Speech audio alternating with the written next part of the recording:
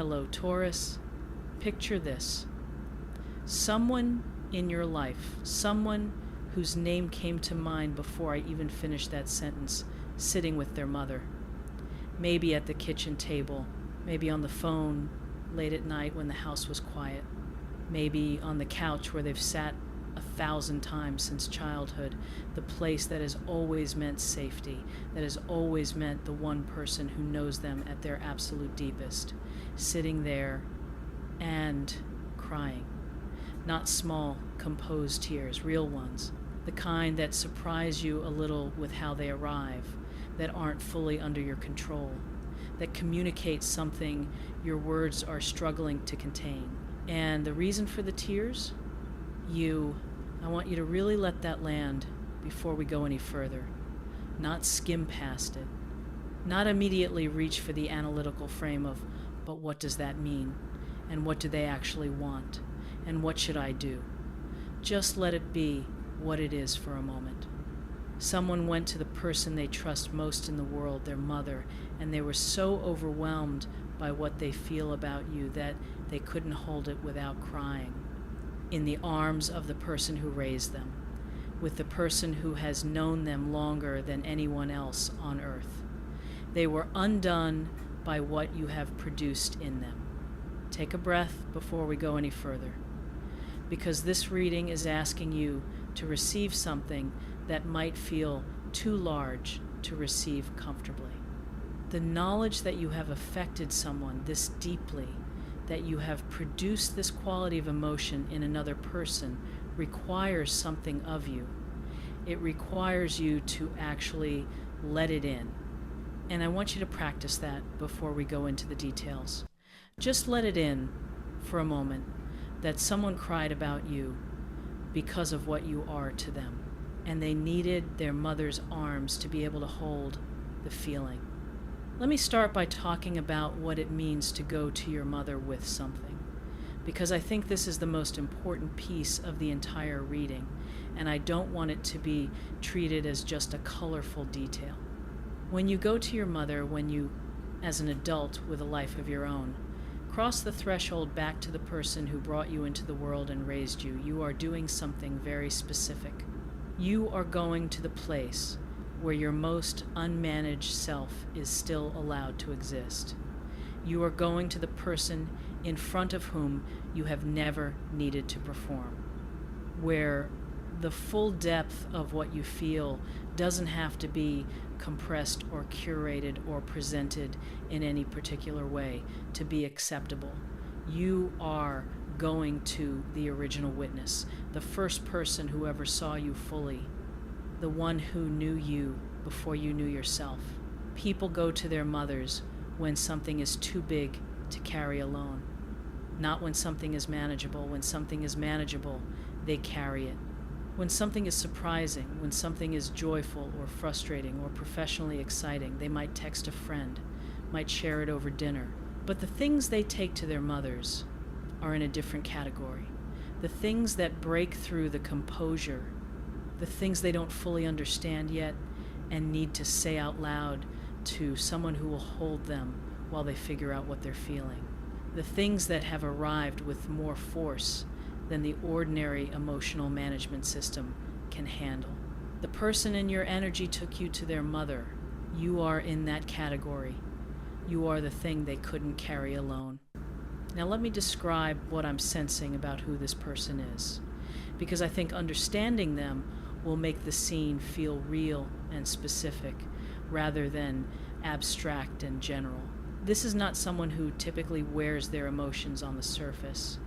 There's a quality to how they move through the world that is composed, measured, at least in the way they present themselves to most people in their life. They are someone who is perceived by others as having things together, as being capable and contained. Maybe the person in their social or professional circle who others would describe as put together or calm under pressure. The person other people lean on for steadiness, which is exactly why the scene with their mother carries the specific weight it carries. Because this person, this composed, capable, holds it together person was not composed with their mother that day. They couldn't be. What they were sitting with, what they were trying to explain, was too much for the composed version of themselves to contain. And what broke through when the composed version gave way was something genuinely raw, genuinely overwhelmed, genuinely at a loss for how to manage the size of what they feel. And in that rawness, in that unmanaged space, the truth of what you have produced in them came out in its full, unedited form. Let me describe the scene specifically, because I think you deserve to be able to see it. They tried to explain. That's the first thing. They tried to put into words to the person who would understand them best what exactly it is about you that has undone them.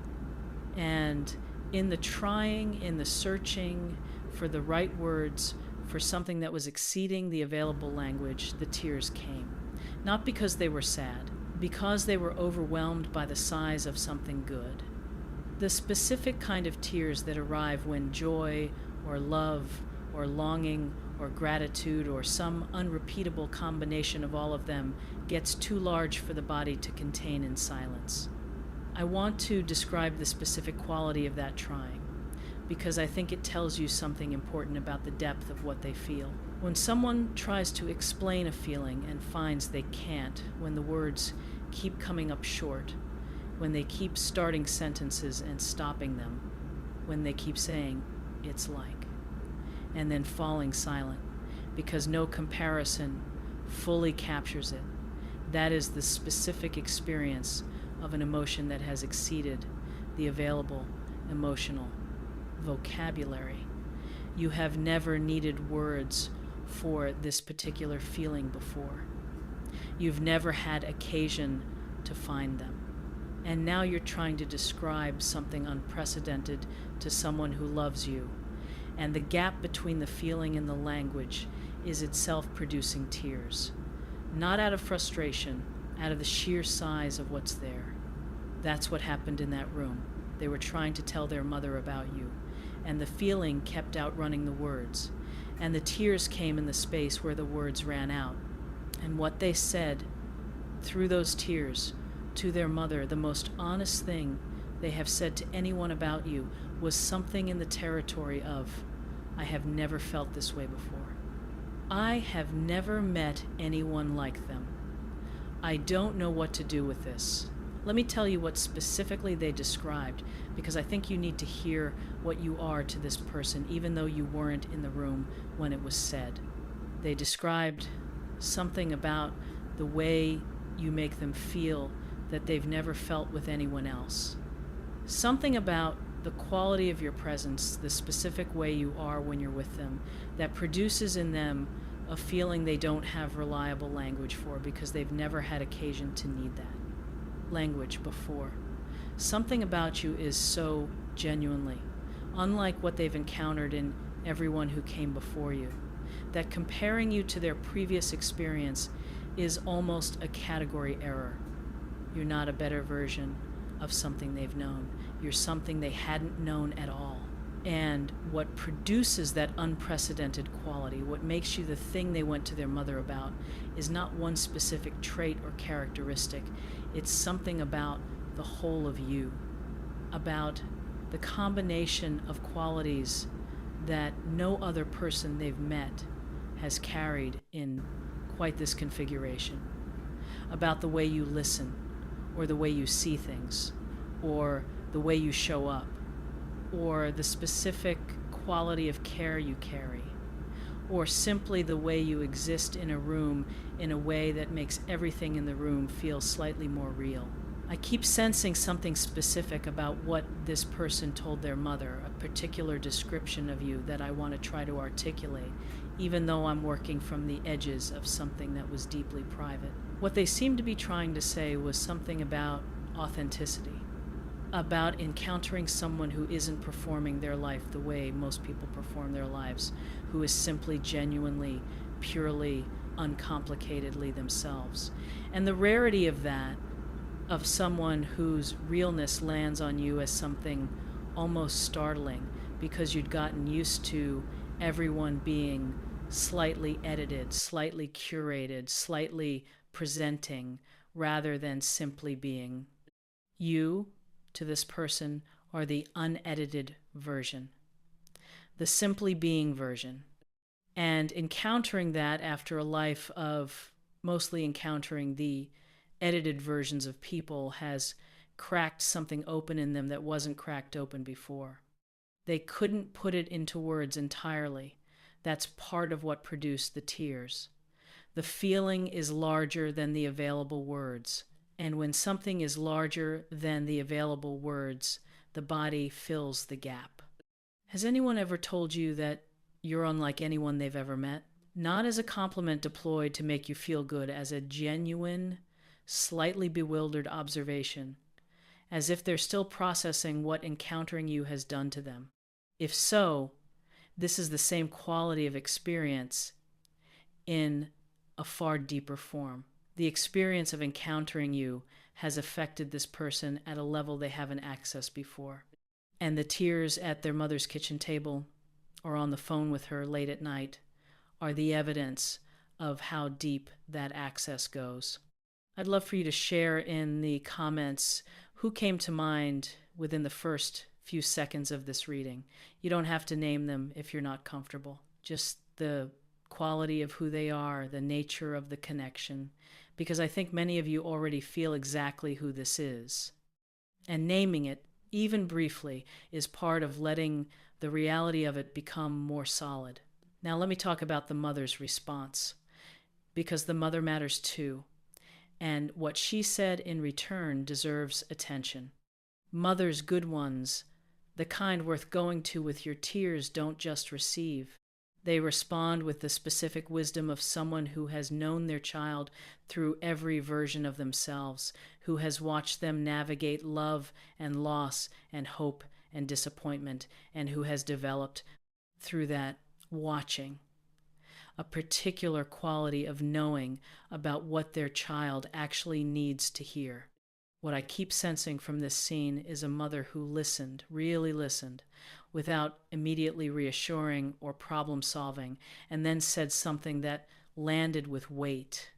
Something that acknowledged both the size of the feeling and the specific quality of you as the person who produced it. Something that confirmed, in the way only a mother can confirm something for her child, that what they were feeling was real and significant and worthy of the tears.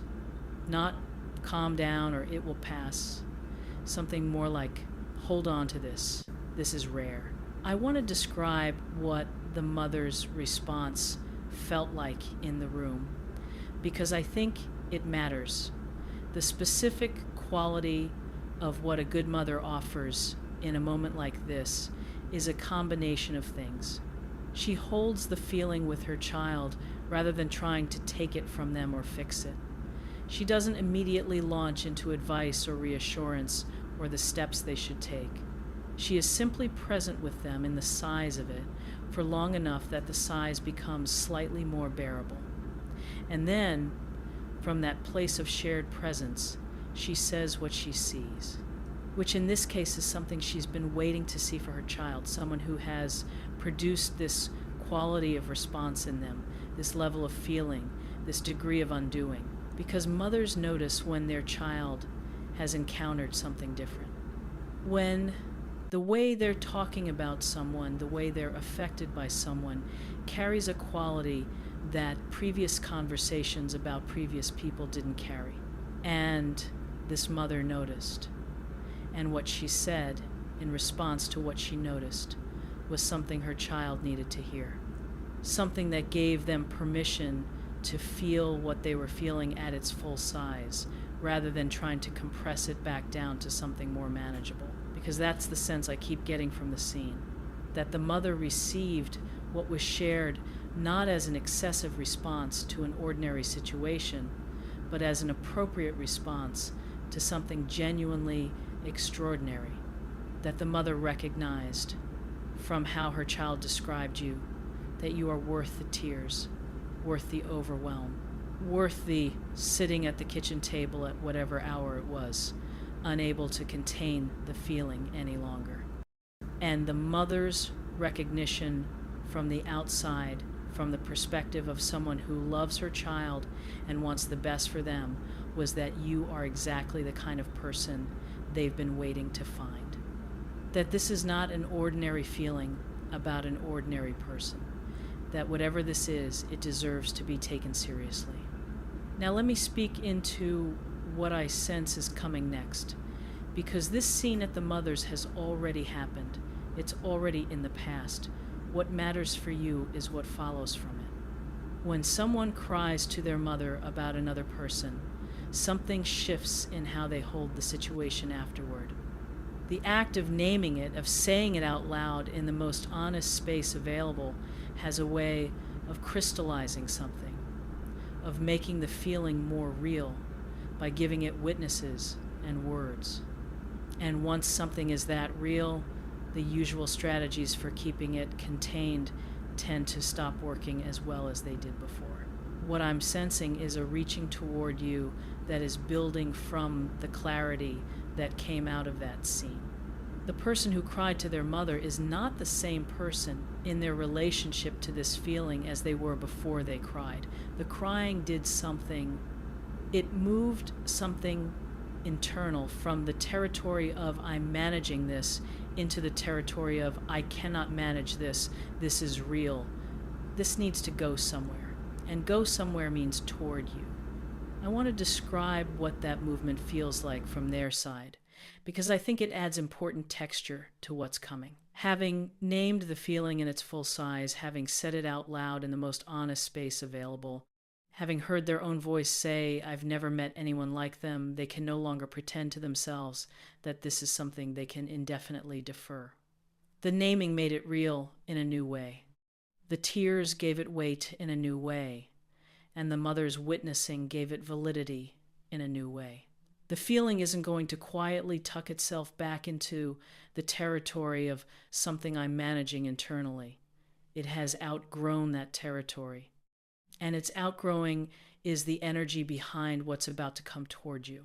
The specific form of the reaching I'm sensing isn't fully visible to me yet. It depends on where things stand between you and this person, what channels are available, what circumstances surround the connection.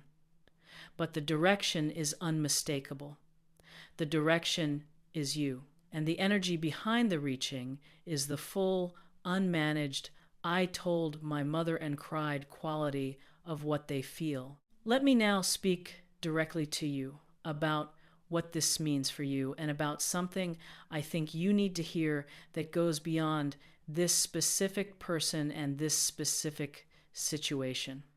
You have produced this level of response, this overwhelm, this I've never met anyone like them, that came out through tears in the safest space this person knows. You produced it simply by being who you are, not through a campaign or a performance or a strategy, through the genuine, unrepeatable, specific to you way you show up in the world and in this person's life in particular. That should tell you something about yourself that you may not fully believe yet, about the quality of what you offer, about the depth of impact you have on people who get close enough to actually experience you fully. You may have a story about yourself, a story that says you're ordinary or unremarkable, or that the feelings people express about you are polite. Exaggerations that this reading is asking you to consider revising. I want to say something about why that story exists, because I think it's worth naming honestly. Most of us develop our sense of our own impact through the feedback we receive directly. What people tell us about how they experience us, what they say to our face, what they put into messages and conversations that we're actually present for. And the problem with that source of information is that it only captures a fraction of what's actually happening. People don't tell us most of what they feel about us. They tell a small, managed, socially calibrated portion of it. The rest, the full, unedited, I'm going to cry to my mother version of how they experience us, that stays private unless we happen to be present in the moments when it escapes. You weren't present for the scene I'm describing. You didn't hear what was said in that kitchen or on that phone call. You don't have access to the full, unmanaged version of how this person experiences you. And that gap between what you know about your own impact and what this person actually feels is the gap this reading is trying to close. Because there is nothing ordinary about producing the response I'm describing. There is nothing unremarkable about being the person someone cries to their mother about. The scale of what you have generated in another human being is the scale of something genuinely rare, and you deserve to know it. You are the kind of person people cry about. In the best, most profound, most overwhelmed by beauty sense of that phrase. Own that. Even if only quietly, even if only internally, even if you need to hold it gently for a while before you can carry it openly. It is true. And it has been true in the life of at least one person who has met you, who has been close enough to actually experience the full version of you, and who afterward needed their mother's presence to hold what you produced in them. As we move toward the final part of this reading, I want to leave you with something specific to carry. Stay open to what's coming from this person. The reaching that's building in them since that scene with their mother is going to find its way to you. Not as a performance, not as something managed or curated, as the genuine, slightly unsteady, I've already cried about you to my mother version of themselves, which means it will be real, raw, more honest than anything they've been able to offer you in any previous interaction. When it arrives, receive it at the size it actually is. Don't minimize it. Don't immediately try to understand it or analyze it or decide what it means for the future. Let yourself feel what it feels like to be someone who produced that scene in another person's kitchen. Someone who was worth their tears and their mother's kitchen table and the late night and the trying to find words for something too large for the available vocabulary. And I want to say one more thing about the mother's kitchen or wherever this scene happened. Something happened in that room that is now part of the permanent record between this person and their mother. Their mother knows about you. Not the managed, edited version of you that most people see, the version that produced tears in her child. The version that made her child say, "I've never met anyone like them." That's the version their mother now carries an impression of. And mothers remember these things. They remember the nights their children came to them overwhelmed. They remember the names of the people who produced those nights. And this person's mother now holds your name in exactly that category. That's a remarkable thing. And you deserve to know it. You are someone cried about to their mother, and that is one of the truest measures of significance that exists. Drop a comment and share when I describe this scene. Did you feel who this is? And what does it mean to you to know that someone cried about you to the person they trust most in the world? I genuinely want to know, because your response to that question tells you something important about how you hold your own worth. Stay close to this channel.